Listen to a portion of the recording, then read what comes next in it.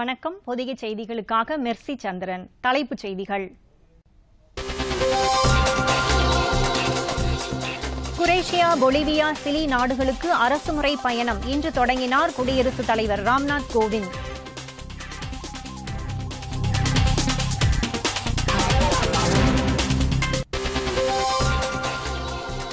உடல் நலத்தை பாதுகாக்கும் யோகா பயிற்சிகளை மக்கள் மேற்கொள்ள வேண்டும். குடியரசு துணைத் தலைவர் வெங்கையா நாயுடு வலியுறுத்தல்.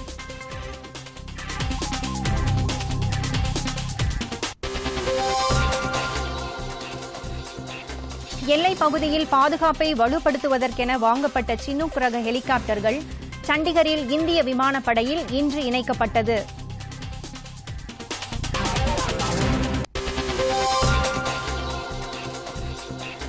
அடுத்த மாதம் 11ஆம் தேதி முதல் கட்ட வாக்குப்பதிவு நடைபெறவுள்ள 91 தொகுதிகளில் வேட்புமனு தாக்கல் இன்றுடன் நிறைவு.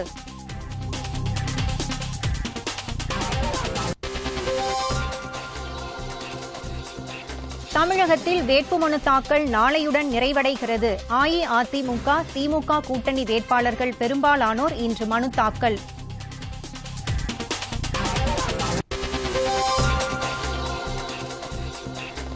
மொசாம்பிக்கில் புயல் பாதித்த பகுதிகளில் நிவாரணப் பொருட்களை விநியோகிக்கும் பணியில் ஈடுபட்டுள்ளது இந்திய கடற்படை.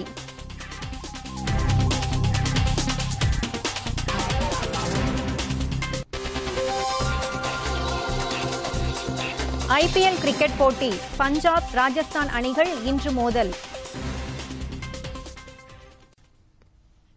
இனி விரிவான செய்திகள். குடியரசுத் தலைவர் Ramnath Kovind Croatia, Bolivia, Chile ஆகிய 3 நாடுகளுக்கான அரசுமுறை பயணத்தை இன்று தொடங்கியுள்ளார். முதல் கட்டமாக குரேஷியா புறப்பட்டு சென்றுள்ள அவர் இன்று மாலை அந்நாட்டின் தலைநகரான ஜக்ரபுக்கு செல்கிறார். அந்நாட்டு அதிபர் மற்றும் அந்நாட்டின் பிரதமரை சந்தித்து இருதரப்பு உறவுகள் குறித்து அவர் ஆலோசனை நடத்துகிறார். பின்னர் பொலிவியா செல்லும் அவர் அங்கு நடைபெறும் இந்திய பொலிவிய வர்த்தக கூட்டத்தில் பங்கேற்பதுடன் அங்குள்ள மாணவர்களுடன் கலந்துரையாடுகிறார். இறுதிக்கட்டமாக 30ஆம் தேதி சிலி நாட்டிற்கு செல்லும் குடியரசுத் தலைவர் அந்நாட்டு அதிபர் மற்றும் முக்கிய தலைவர்களை சந்தித்து இருதரப்பு உறவுகள் குறித்து ஆலோசனை நடத்துகிறார். உடல்நலத்தை பாதுகாக்கும் யோகா பயிற்சிகளை மக்கள் மேற்கொள்ள வேண்டும் என்று குடியரசு துணைத் தலைவர் வெங்கையா நாயுடு வலியுறுத்தியுள்ளார். மகாராஷ்டிரா மாநிலம் அகமத் நகரில் உள்ள பிராமாரா மருத்துவக் கல்வி நிறுவனத்தின் 13வது பட்டமளிப்பு விழா மற்றும் புதிய கட்டிடங்கள் திறப்பு விழாவில் கலந்து கொண்டு பேசிய அவர், நகர்ப்புறங்களைப் போலவே கிராமப்புறங்களுக்கும் அதிக முன்னுரிமை கொடுக்கப்பட வேண்டியது அவசியம் என்றார். பெண்கள் தொடர்பான நமது மக்களின் எண்ணங்களை மாற்ற வேண்டும் என்றும் அவர்களுக்கு கல்வி அளித்து அவர்களுக்கு அதிகாரம் வழங்க வேண்டியது அவசியம் என்றும் குடியரசு துணைத் தலைவர் வலியுறுத்தினார். உணவு பழக்க வழக்கங்களில் கவனம் செலுத்த வேண்டியது அவசியம் என்றும் அவர் குறிப்பிட்டார். அனைவருக்கும் கிடைக்கும் வகையில் மருத்துவம் மற்றும் ஆரோக்கிய பாரம்பரிய சேவைகள் இருக்க வேண்டியது அவசியம் என்றும் அவர் தெரிவித்தார்.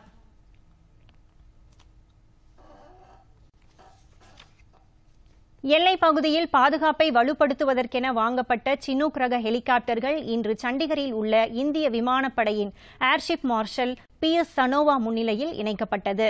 8000 கோடி ரூபாய் மதிப்பில் இந்த ஹெலிகாப்டர்கள் அமெரிக்காவின் போயிங் நிறுவனத்திடமிருந்து 2015ஆம் ஆண்டு வாங்க ஒப்பந்தம் கையெழுத்தானது. குஜராத்தில் உள்ள முத்ரா துறைமுகத்திற்கு இந்த ஹெலிகாப்டர் பாகங்கள் வந்திறங்கிய பின் இவை அனைத்தும் இந்தியாவில் இணைக்கப்பட்டு சண்டிகர் கொண்டு செல்லப்பட்டது. இந்த ஹெலிகாப்டர்கள் 2 ரோட்டர்கள் துணையுடன் இயங்கக்கூடியது. இந்த ஹெலிகாப்டர் 10 டன் எடையை சுமக்கும் அளவிற்கு திறன் கொண்டது. அனைத்து இயற்கை சூழல்களிலும் பணியாற்றக்கூடிய திறன் வாய்ந்த இந்த ஹெலிகாப்டர்கள் வீரர்களை கொண்டு செல்லவும் போர் ஆயுதங்கள் போன்றவற்றை எல்லைப் பகுதிக்கு அதிக அளவில் கொண்டு செல்லும் தகுதி வாய்ந்தது. பாகிஸ்தானின் சிந்து மாகாணத்தில் 2 இந்து சிறுமிகள் கடத்தப்பட்டு வலுக்கட்டாயமாக மதமாற்றம் செய்யப்பட்டதாக கூறப்பட்டதில் தொடர்புடைய ஒருவர் கைது செய்யப்பட்டுள்ளார். ஹோலி பண்டிகையை ஒட்டி தார்கி நகரில் 2 சிறுமிகளை கடத்திய சிலர் அவர்களை மதமாற்றம் செய்ததாக பத்திரிகைகளில் செய்திகள் வெளியாயின.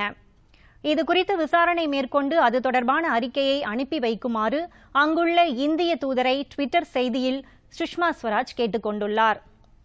இச்சம்பவம் குறித்து உரிய விசாரணை நடத்தி சிறுமிகளை மீட்க நடவடிக்கை எடுக்குமாறு பாகிஸ்தான் பிரதமர் இம்ரான்கான் உத்தரவிட்டுள்ளார். இதுகுறித்து அந்நாட்டு தகவல் தொடர்புத்துறை அமைச்சர் ஃபவாத் சௌத்ரி வெளியிட்டுள்ள ட்விட்டர் செய்தியில், சிந்து மாகாண முதலமைச்சர் விசாரணை நடத்தி அறிக்கை அளிக்குமாறு இம்ரான்கான் வலியுறுத்தியுள்ளதாக குறிப்பிட்டுள்ளார். இதனிடையே சிந்து மாகாணத்தைச் சேர்ந்த ஒருவரை காவல்துறையினர் கைது செய்துள்ளனர். வெளியுறவுத்துறை அமைச்சர் சுஷ்மா ஸ்வராஜ் இது தொடர்பாக இந்திய தூதரிடம் அறிக்கை கேட்டுள்ளது குறித்து கருத்து தெரிவித்துள்ள பாகிஸ்தான் தகவல் தொடர்புத்துறை அமைச்சர் ஃபவாத் சௌத்ரி, இது பாகிஸ்தானின் உள் விவகாரம் என்று கூறியுள்ளார். இனி வருவது தேர்தல் செய்திகள்.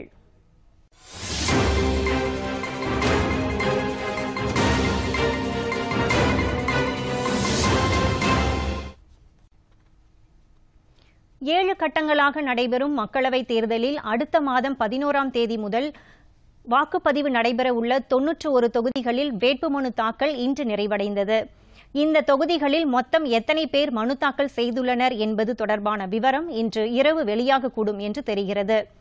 இந்த தொகுதிகளில் நாளை மனுக்கள் மறுபரிசீலனைக்கு எடுத்துக் கொள்ளப்படும். ஆந்திர பிரதேசம், அசாம், பீகார், சத்தீஸ்கர், ஜம்மு காஷ்மீர், மேற்கு வங்கம் உள்ளிட்ட 20 மாநிலங்களில் இந்த தொகுதிகள் அடங்கியுள்ளன. ஆந்திர பிரதேச மாநிலத்தில் சட்டப்பேரவை தொகுதிகளுக்கும் வாக்குப்பதிவு நடைபெற உள்ளது. இந்த தொகுதிகளில் வேட்புமனுக்களை திரும்ப பெற்றுக்கொள்ள வரும் 28ஆம் தேதி கடைசி நாளாகும்.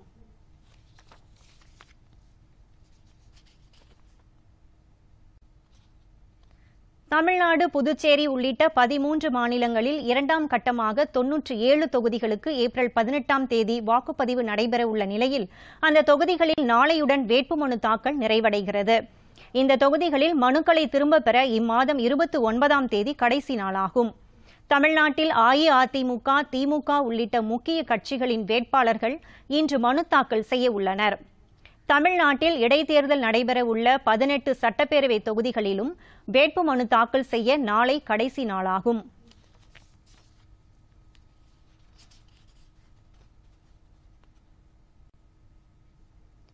மத்திய பிரதேச மாநிலம் நாக்பூர் தொகுதியில் இருந்து போட்டியிடும் பிஜேபியின் மூத்த தலைவரும் மத்திய அமைச்சருமான நிதின் கட்கரி இன்று தமது வேட்புமனுவை தாக்கல் செய்தார். பின்னர் செய்தியாளர்களிடம் பேசிய அவர், இந்த முறை தாம் கடந்த தேர்தலை விட கூடுதல் வாக்குகள் பெற்று வெற்றி பெற முடியும் என்ற நம்பிக்கை இருப்பதாக தெரிவித்தார். நரேந்திர மோடி தலைமையிலான அரசு சிறப்பாக செயல்பட்டுள்ளதால் மக்கள் மத்தியில் பிஜேபிக்கு நல்ல பெயர் இருப்பதாகவும் அவர் கூறினார்.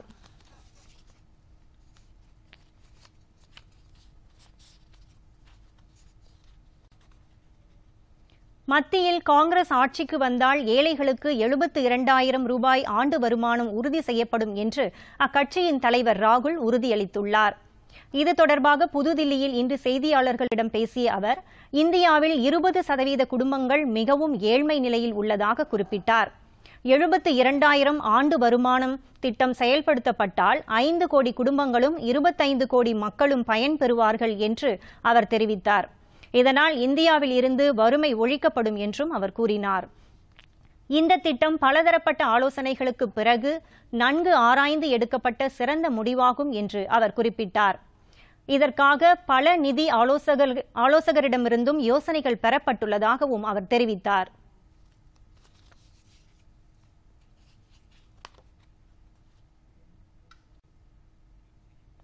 சிறிய இடைவேளைக்கு பின் செய்திகள் தொடரும்.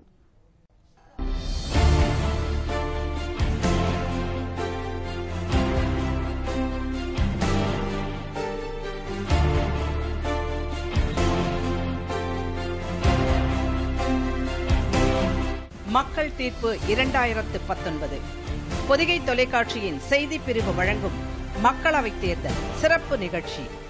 விரிவான செய்திகள், விளக்கங்கள், விவாதங்களுடன் தினமும் இரவு 7:30 மணி முதல் 8 மணி வரை காணத் தவறாதீர்கள். மக்கள் தீர்ப்பு 2019. தமிழ்நாடு, புதுச்சேரியில் இரண்டாவது கட்டமாக 40 தொகுதிகளுக்கு ஏப்ரல் 18ஆம் தேதி வாக்குப்பதிவு நடைபெறுகிறது. இத்தொகுதிகளுக்கான வேட்புமனு தாக்கல் நாளையுடன் நிறைவடைகிறது. அஇஅதிமுக, திமுக உள்ளிட்ட முக்கிய கட்சி வேட்பாளர்கள் இன்று மனு தாக்கல் செய்தனர். நாடாளுமன்ற தேர்தலில் அஇஅதிமுக கூட்டணி சார்பில் போட்டியிடும் வேட்பாளர்கள் இன்று வேட்புமனு தாக்கல் செய்தனர். மதுரை நாடாளுமன்ற தொகுதியில் VVR ராஜ் சத்யன் தேர்தல் அலுவலர் நடராஜனிடமும்,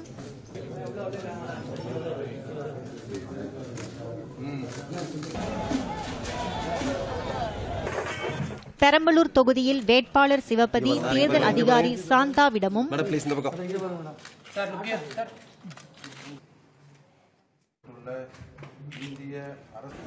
நெல்லையில் வேட்பாளர் மனோஜ் பாண்டியன் தேர்தல் அதிகாரி ஷில்பா பிரபாகர் சதீஷிடமும்,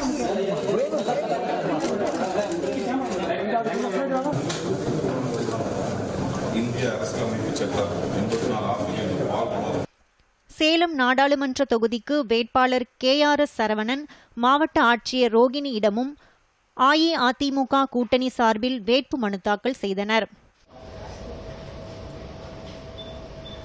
ராமநாதபுரத்தில் பிஜேபி வேட்பாளர் நயினார் நாகேந்திரன் மாவட்ட ஆட்சியர் வீரராகவ ராவிடமும் மனு தாக்கல் செய்தனர்.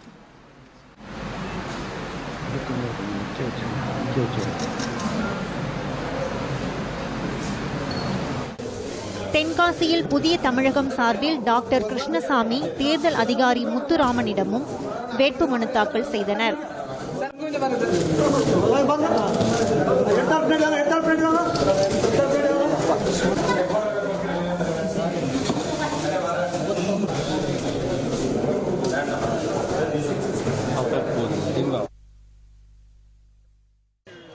பெரம்பூர் சட்டமன்ற தொகுதிக்கு அஇஅதிமுக வேட்பாளர் RS ராஜேஷ் தேர்தல் அதிகாரி கருணாகரனிடம் வேட்புமனு தாக்கல் செய்தார்.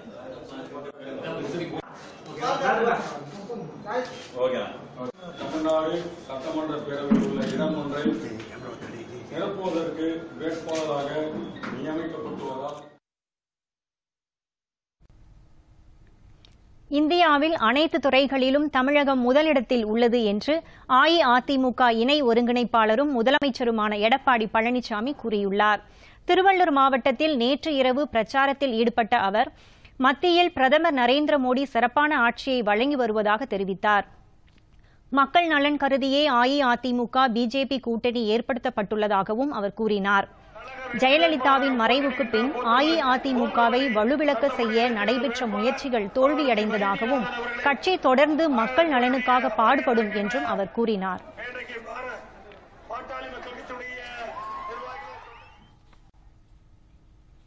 மத்திய மாநில அரசுகள் தமிழக மக்களின் நலனில் அக்கறை செலுத்தவில்லை என்று திமுக தலைவர் மு.க. ஸ்டாலின் குற்றம் சாட்டியுள்ளார். காஞ்சிபுரம் மாவட்டம் மாமல்லபுரம் பகுதியில் இன்று பிரச்சாரத்தில் ஈடுபட்ட அவர் மீனவர்கள் பல்வேறு பிரச்சினைகளை எதிர்கொள்வதாகவும் மீனவர்கள் நலனுக்காக தமிழக அரசு எந்த திட்டத்தையும் செயல்படுத்தவில்லை என்றும் குறை கூறினார். தமிழகத்தில் லோக்பால் அமைப்பை ஏற்படுத்த வேண்டும் என்று உச்சநீதிமன்றம் உத்தரவிட்டும் தலைவர் நியமிக்கப்படவில்லை என்று அவர் கூறினார். மத்தியில் திமுக ஆதரவுடன் ஆட்சி அமைந்து தமிழகத்திலும் திமுக ஆட்சி அமைத்தால் தமிழகத்தின் உரிமைகள் காக்கப்படும் என்று அவர் தெரிவித்தார்.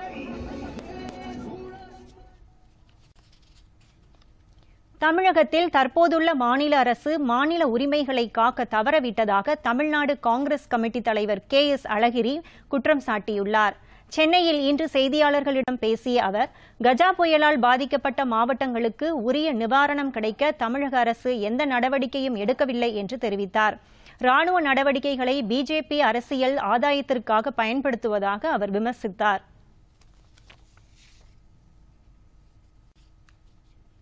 சிறிய இடைவேளைக்கு பின் செய்திகள் தொடரும்.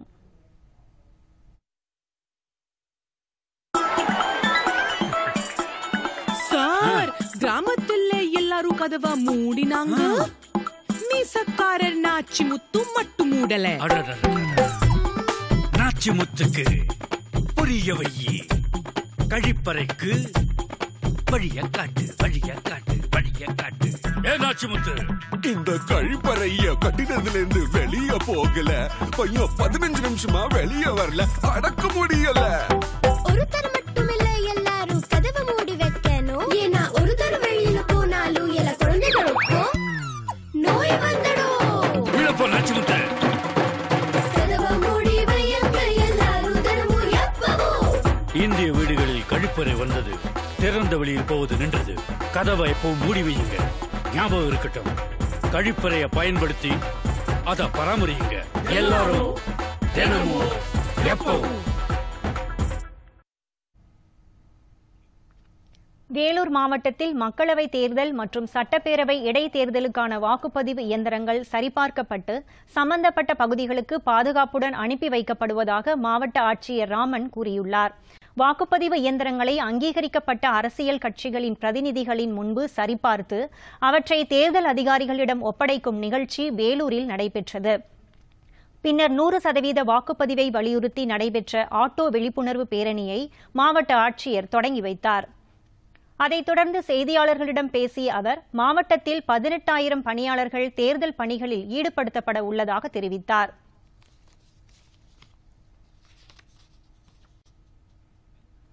"100% வாக்குப்பதிவு மற்றும் நேர்மையாக வாக்களிப்பது ஆகியவற்றை வலியுறுத்தி திருச்சியில் கையெழுத்து இயக்கம் நடைபெற்றது. திருச்சி மத்திய பேருந்து நிலையத்தில் நடைபெற்ற இந்த கையெழுத்து இயக்கத்தை மாவட்ட தேர்தல் அதிகாரி சிவராசு தொடங்கி வைத்தார். இதில் ஏராளமான வாக்காளர்கள் கையெழுத்திட்டு உறுதிமொழி எடுத்துக் கொண்டனர். திருச்சியில் பல்வேறு பகுதிகளில் தொடர்ந்து 3 நாட்கள் இந்த விழிப்புணர்வு நிகழ்ச்சி நடைபெற உள்ளது.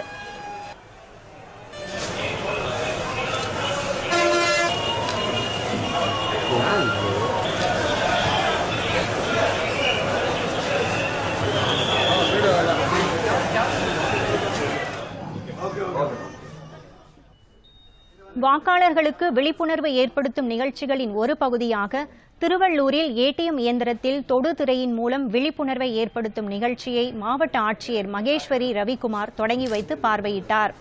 இந்த நிகழ்ச்சியின் போது இந்தியன் வங்கி சார்பாக வாக்காளர் விழிப்புணர்வு துண்டு பிரசுரங்கள் வழங்கப்பட்டன. மேலும் நிகழ்ச்சியில் பங்கேற்றவர்கள் வாக்களிப்பது தொடர்பான உறுதிமொழியையும் எடுத்துக் கொண்டனர். சாதி, வகுப்பு, மொழி ஆகியவற்றின் தாக்கங்களுக்கு ஆட்படாமலும் அல்லது எந்த ஒரு தூண்டுதலின்றியும் வாக்களிப்போம். 100% வாக்குப்பதிவை வலியுறுத்தி திண்டுக்கல்லில் மாணவ மாணவிகள் கலந்து கொண்ட விழிப்புணர்வு பேரணி நடைபெற்றது. இதை தொடங்கி வைத்த பின் செய்தியாளர்களிடம் பேசிய மாவட்ட ஆட்சியர் வினய், வாக்காளர்களுக்கு விழிப்புணர்வை ஏற்படுத்தும் வகையில் மாவட்டத்தில் பல்வேறு பகுதிகளில் கலை நிகழ்ச்சிகள் நடத்தப்பட உள்ளதாக தெரிவித்தார். திருவாரூரில் இன்று நடைபெற்ற வாக்காளர் விழிப்புணர்வு பேரணியில் நகராட்சி அலுவலர்கள், மகளிர் சுய உதவிக் குழுவினர் மற்றும் மாணவ மாணவியர் கலந்து கொண்டனர்.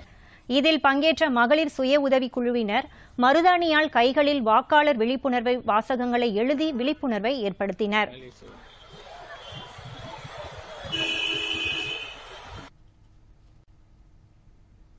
திண்டுக்கல் மாவட்டத்தில் உரிய ஆவணங்கள் இன்றி கொண்டு செல்லப்பட்ட 18 லட்சம் ரூபாயை தேர்தல் அதிகாரிகள் பறிமுதல் செய்தனர். கொடைக்கானல் அருகே பண்ணைக்காடு பகுதியில் அதிகாரிகள் வாகன சோதனையில் ஈடுபட்டனர். அப்போது அவ்வழியாக வந்த கார் ஒன்றில் சோதனையிட்டபோது உரிய ஆவணங்கள் இன்றி 18 லட்சம் ரூபாய் இருந்ததை அடுத்து அதனை பறிமுதல் செய்து வட்டாட்சியரிடம் அதிகாரிகள் ஒப்படைத்தனர்.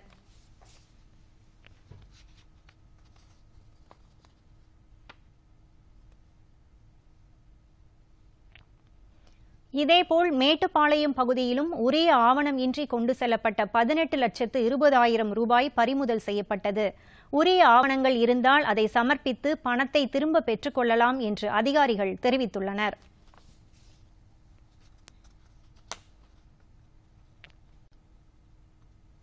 டிடிவி தினகரனின் அம்மா மக்கள் முன்னேற்ற கழகத்திற்கு பொது சின்னமான குக்கர் சின்னத்தை ஒதுக்க முடியாது என்று உச்சநீதிமன்றத்தில் தேர்தல் ஆணையம் கூறியுள்ளது.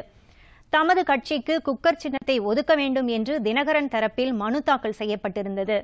இந்த மனுவை இன்று நீதிமன்றம் விசாரித்தது. டிடிவி தினகரனின் கட்சி பதிவு செய்யப்படாததால் அவரது இயக்கத்திற்கு குறிப்பிட்ட சின்னத்தை ஒதுக்க முடியாது என்றும் தேர்தல் ஆணையம் தெரிவித்துள்ளது. இதையடுத்து இந்த வழக்கு விசாரணை மீண்டும் நாளைய தினம் நடைபெறும் என்று நீதிமன்றம் கூறியுள்ளது.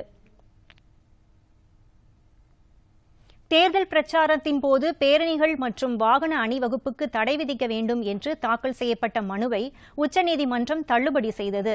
உத்தரப்பிரதேச மாநிலத்தின் முன்னாள் காவல்துறை தலைவர் இது தொடர்பாக தாக்கல் செய்த மனுவை தலைமை நீதிபதி ரஞ்சன் கோகாய் தலைமையிலான அமர்வு விசாரித்தது.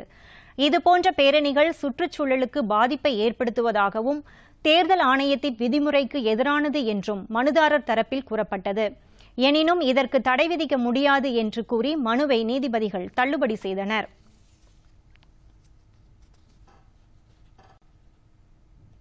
அடுத்து வருவது விரைவுச் செய்திகள்.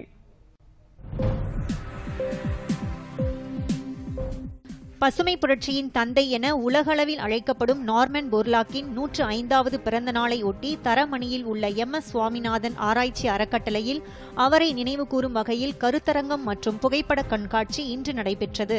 அறக்கட்டளையின் நிறுவனர் டாக்டர் MS சுவாமிநாதன் புகைப்பட கண்காட்சியை பார்வையிட்ட பின் பேசுகையில், பசிப்பட்டினியால் வாடிய மக்களுக்கு அவர்கள் பசியை போக்க செமி டுவார்ட் வீட் எனும் சிறிய கோதுமை வகையை புதிய தொழில்நுட்பம் மற்றும் ஷட்டர் பிரீடிங் முறையின் மூலமாகவும் உற்பத்தி திறனை அதிகப்படுத்தும் முறையை அறிமுகப்படுத்திய நார்மன் போர்லாக்கின் பணிகளை எடுத்துரைத்தார். இவ்விழாவில் அறக்கட்டளையின் நிர்வாக இயக்குநர் டாக்டர் N. அனில்குமார் வரவேற்புரை வழங்கினார். MMTC சார்பில் அலுவல் மொழி அமலாக்க குழு ஒருநாள் பயிலரங்கத்திற்கு சென்னையில் இன்று ஏற்பாடு செய்திருந்தது. இந்தியை அலுவல் மொழியாக பயன்படுத்துவது தொடர்பாக இந்த பயிலரங்கத்தில் விவாதிக்கப்பட்டது. இதில் BSNL நிறுவன பொது மேலாளர் மோகன், MMTC பொது மேலாளர் ராமச்சந்திரன் உள்ளிட்டோர் கலந்து கொண்டனர்.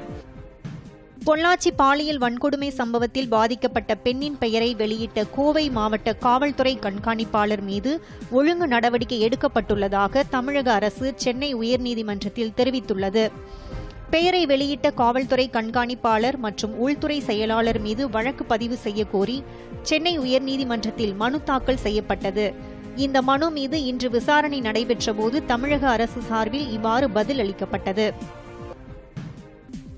ஜெட் ஏர்வேஸ் நிறுவனத்தின் தலைவர் நரேஷ் கோயல் அப்பொறுப்பில் இருந்து விலகியுள்ளார். 1993ஆம் ஆண்டு தொடங்கப்பட்ட இந்த நிறுவனம் நஷ்டத்தில் இயங்கி வந்தது. கூட்டு நிறுவனங்கள் பல அந்த ஜெட் ஏர்வேஸில் முதலீடு செய்ய முன்வந்த போதும் நிலைமையில் முன்னேற்றம் ஏற்படவில்லை. இந்த நிலையில் நரேஷ் கோயல் மற்றும் அவரது மனைவி அனிதா ஆகியோர் நிறுவனத்தில் வகித்து வந்த பொறுப்பில் இருந்து விலகினர். முத்தலாக் தொடர்பாக பிறப்பிக்கப்பட்ட அவசர சட்டத்திற்கு எதிராக தாக்கல் செய்யப்பட்ட மனுவை உச்சநீதிமன்றம் இன்று தள்ளுபடி செய்தது. விதிமுறைக்கு மாறான உடனடியான முத்தலாக் நடைமுறை தண்டனைக்குரிய குற்றம் என்று கூறி மத்திய அரசு அவசர சட்டம் பிறப்பித்தது.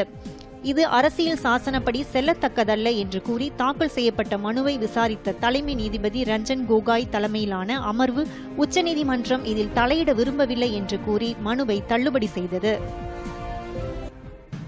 கோவை வெள்ளலூர் குப்பை கிடங்கில் கடந்த 3 நாட்களாக எரிந்து வரும் தீயை அணைக்க விமானப்படை ஹெலிகாப்டர்கள் வரவழைக்கப்பட்டுள்ளன. கோவை மாநகராட்சியில் உள்ள 100 வார்டுகளில் சேகரிக்கப்படும் குப்பைகள் வெள்ளலூரில் உள்ள கிடங்கில் கொட்டப்படுகின்றன. இங்கு கடந்த 3 நாட்களாக தீப்பற்றி எரிவதால் சுற்றுவட்டார மக்கள் அவதிக்கு உள்ளாகியுள்ளனர். தீயை கட்டுப்படுத்தும் பணியில் 40க்கும் மேற்பட்ட வாகனங்களில் 200க்கும் மேற்பட்ட தீயணைப்புத்துறை வீரர்கள் ஈடுபட்டுள்ளனர். அத்துடன் 2 ஹெலிகாப்டர்களும் வரவழைக்கப்பட்டு பற்றி எரியும் தீ மீது நீர் ஊற்றப்பட்டு வருகிறது. மக்களவை தொகுதிக்கு திமுக கூட்டணி சார்பில் போட்டியிடும் வேட்பாளர்கள் இன்று வேட்புமனு தாக்கல் செய்தனர். நாடாளுமன்ற தேர்தலில் திமுக கூட்டணி சார்பில் போட்டியிடும் வேட்பாளர்கள் இன்று வேட்புமனு தாக்கல் செய்தனர். தூத்துக்குடி தொகுதியில் போட்டியிடும் திமுக வேட்பாளர் கனிமொழி மாவட்ட ஆட்சியர் சந்தீப் நந்தூரியிடம் வேட்புமனு தாக்கல் செய்தார். தென்சென்னை தொகுதியில் போட்டியிடும் திமுக வேட்பாளர் தமிழச்சி தங்கபாண்டியன் அடையாறில் உள்ள மாநகராட்சி மண்டல அலுவலகத்தில் தேர்தல் அதிகாரியிடம் இன்று வேட்புமனு தாக்கல் செய்தார். தருமபுரி மக்களவை தொகுதிக்கு திமுக வேட்பாளர் செந்தில்குமார் தேர்தல் அதிகாரி மலர்விழியிடம் வேட்புமனுவை தாக்கல் செய்தார்.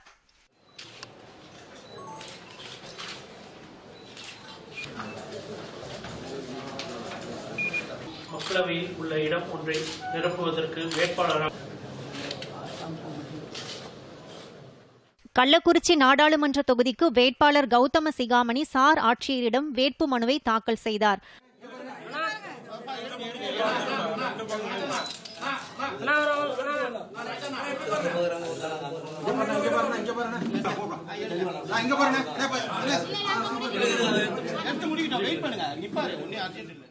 வேலூர் அரக்கோணம் நாடாளுமன்ற தொகுதிகளில் போட்டியிடும் திமுக வேட்பாளர்கள் கதிர் ஆனந்த், ஜெகத் ரட்சகன் ஆகியோர் இன்று தேர்தல் அதிகாரி ராமனிடம் வேட்புமனு தாக்கல் செய்தனர்.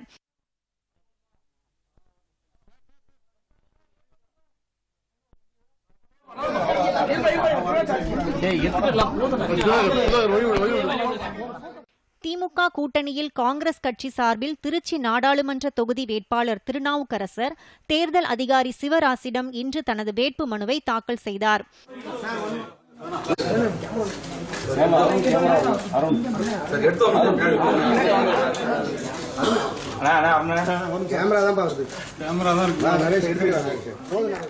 தேனி மக்களவை தொகுதியில் போட்டியிடும் காங்கிரஸ் வேட்பாளர் EVKS இளங்கோவன் மாவட்ட தேர்தல் அதிகாரி பல்லவி பல்தேவிடம் மனு தாக்கல் செய்தனர். ராமநாதபுரம் தொகுதி இந்திய யூனியன் முஸ்லீம் லீக் வேட்பாளர் நவாஸ் கனி இன்று தனது வேட்பு மனுவை தேர்தல் அதிகாரி வீரராகவராவிடம் தாக்கல் செய்தார்.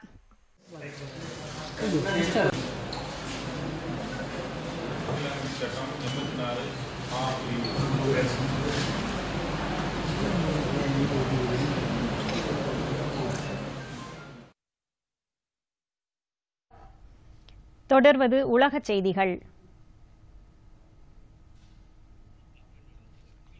ஆப்பிரிக்க நாடான மொசாம்பிக்கில் புயல் பாதித்த பகுதிகளில் இந்திய கடற்படை மீட்பு மற்றும் நிவாரணப் பணிகளில் சிறந்த முறையில் ஈடுபட்டு வருகிறது. மொசாம்பிக் நாட்டின் கடலோர பகுதிகளில் கடந்த வாரம் இடாய் என்ற புயல் தாக்கியது. இந்த புயலால் பாதிக்கப்பட்ட பகுதிகளை மனிதாபிமான உதவிகள் மற்றும் நிவாரணப் பணிகளை மேற்கொள்ள இந்திய கடற்படை கப்பல்களான சுஜாதா, சாரதி, ஷத்துல் ஆகிய கப்பல்கள் பணியில் ஈடுபடுத்தப்பட்டுள்ளன. ஐநா வேண்டுகோளின்படி அடிப்படையில் புயல் பாதித்த பெய்ரா துறைமுக பகுதியில் மருத்துவ முகாமுக்கும் இந்திய கடற்படை சார்பில் ஏற்பாடு செய்யப்பட்டுள்ளது. இந்த முகாம்களில் சுமார் 500 பேர் சிகிச்சை பெற்று பயனடைந்துள்ளனர். நிவாரணப் பொருட்கள், உணவு, பாதுகாப்பான குடிநீர் உள்ளிட்டவற்றை விநியோகிக்கும் பணியிலும் இந்திய கடற்படை ஈடுபட்டுள்ளது.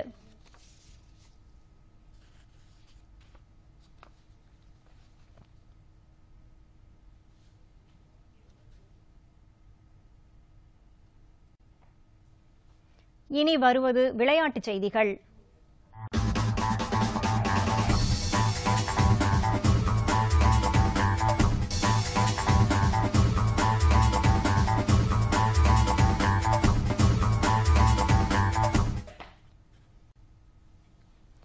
அஸ்லான் ஷா ஹாக்கி தொடரில் இந்தியா தென்கொரியா இடையேயான ஆட்டம் டிராவில் முடிவடைந்தது. மலேசியாவில் உள்ள இப்போ நகரில் அஸ்லான் ஷா ஹாக்கி தொடர் நடைபெற்று வருகிறது. முதல் போட்டியில் ஜப்பானை வீழ்த்திய இந்திய அணி நேற்று தனது 2வது லீக் ஆட்டத்தில் தென்கொரியாவுடன் மோதியது. இதன் 28வது நிமிடத்தில் இந்திய வீரர் மன்தீப் சிங் கோல் அடித்தார். ஆட்டம் நிறைவடைய 22 வினாடிகள் மட்டுமே இருந்த நிலையில் கொரியா கோல் அடித்தது. இதன் மூலம் இந்த போட்டி 1-1 என்ற கோல் கணக்கில் டிராவில் முடிவடைந்தது. இதனைத் தொடர்ந்து இந்திய அணி மலேசியாவுடன் நாளை மோதுகிறது.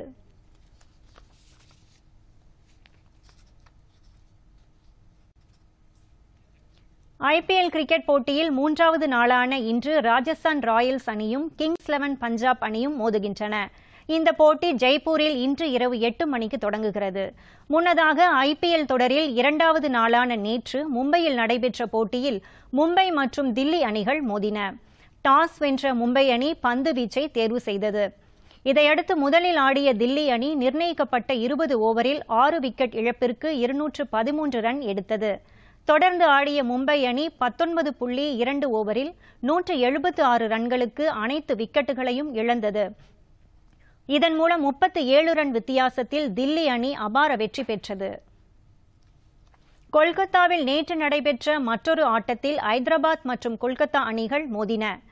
டாஸ் வென்ற கொல்கத்தா அணி பந்து வீச்சை தேர்ந்தெடுத்தது. முதலில் களமிறங்கிய ஐதராபாத் அணி நிர்ணயிக்கப்பட்ட 20 ஓவரில் 3 விக்கெட் இழப்பிற்கு 181 ரன் எடுத்தது.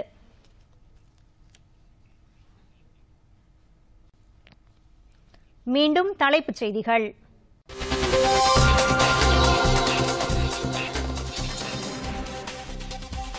குரேஷியா, பொலிவியா, சிலி நாடுகளுக்கு அரசுமுறை பயணம் இன்று தொடங்கினார் குடியரசுத் தலைவர் ராம்நாத் கோவிந்த்.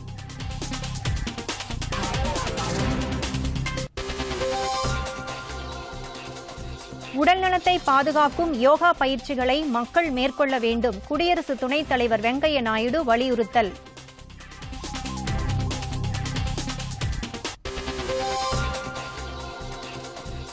எல்லைப் பகுதியில் பாதுகாப்பை வலுப்படுத்துவதற்கென வாங்கப்பட்ட சினூக் ரக ஹெலிகாப்டர்கள் சண்டிகரில் இந்திய விமானப்படையில் இன்று இணைக்கப்பட்டது.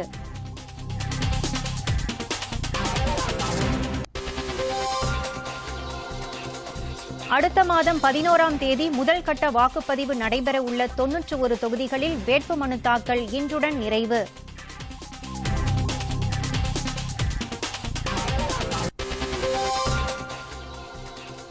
தமிழகத்தில் வேட்புமனு தாக்கல் நாளையுடன் நிறைவடைகிறது. அஇஅதிமுக, திமுக கூட்டணி வேட்பாளர்கள் பெரும்பாலானோர் இன்று மனு தாக்கல்.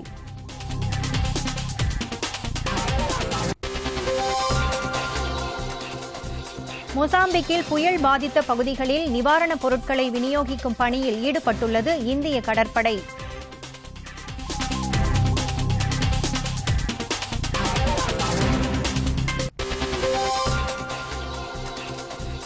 ஐபிஎல் கிரிக்கெட் போட்டி, பஞ்சாப், ராஜஸ்தான் அணிகள் இன்று மோதல்.